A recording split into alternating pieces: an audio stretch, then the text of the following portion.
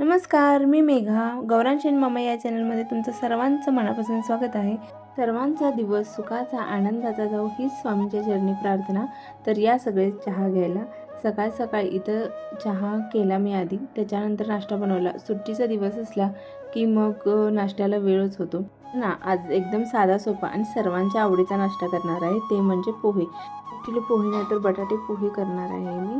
तर त्याच्यासाठी मी कढईमध्ये 3-4 चमचे तेल घालून घेतलं. त्याच्यानंतर इथं मी घातलेलं आहे थोडंसं शेंगदाणे.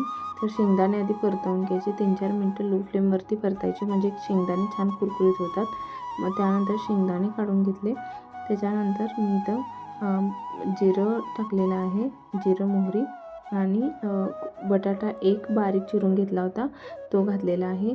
बटाटा आता आपल्याला तेलावरती परतवून घ्यायचा. बटाटे पोहे करताना बटाटा आधी तेलामध्ये परतवायचा, म्हणजे तो छान लागतो टेस्टला. तर थोडंसं झाकण लावून ह्याला बटाटा शिजू द्यायचा आहे आपण. तर एक 4-5 मिनटं बटाटा शिजू दिलेला आहे आणि मध्ये मध्ये त्याला आपण हलवतही राहायचं. त्याच्यानंतर मी एक मोठा कांदा घेतलेला आहे आणि सोबतच मिरचीही घेतलेली आहे, 2-3 मिरच्या घेतलेल्या आहेत. कांदा अशा पद्धतीने सुट्टा करून आपल्याला छान व्यवस्थित भाजून घ्यायचा आहे. त्याच्यानंतर मी घातला इथं कढीपत्ता, हेही व्यवस्थित मिक्स करून घ्यायचं. त्याच्यानंतर कढीपत्ता चांगला भाजला की मग त्याच्यामध्ये अर्धा चमचा हळद घातलेली आहे. हळद एक अर्धा मिनटं भाजून घ्यायचं. त्यानंतर दुकानमध्ये पोहे खूप तास मऊ होण्यासाठी जी ट्रिक वापरतात तीच मी इथं ट्रिक वापरलेली आहे. मी इथं एक 2-3 चमचे पाणी घातलेलं आहे. तर जे पोहेचे स्टॉल वगैरे असतात ते पोहे करतात तेव्हा तिथं थोडंसं पाणी वापरतात, त्याच्यामुळे पोहे अगदी मऊसूत राहतात. तर इथं मी पोहे घातले त्याच्यानंतर, आणि वरून 1 चमचा इतकं मीठ घातलेलं आहे. आता हे व्यवस्थित मिक्स करून घ्यायचं आहे. आणि त्यासोबतच इथं मी भाजलेले शेंगदाणे घातले. आता हे व्यवस्थित मिक्स करून घ्यायचं. पाणी घातलं ना, पोहे खूप वेळपर्यंत मऊसूत असे राहतात, त्याच्यामुळे एक 2-3 चमचे पाणी पोह्यांमध्ये वापरायचं. त्याच्यानंतर हे आपल्याला व्यवस्थित मिक्स करून घ्यायचं आहे. तर इथं बघू शकता मस्त असे पोहे झालेले आहेत.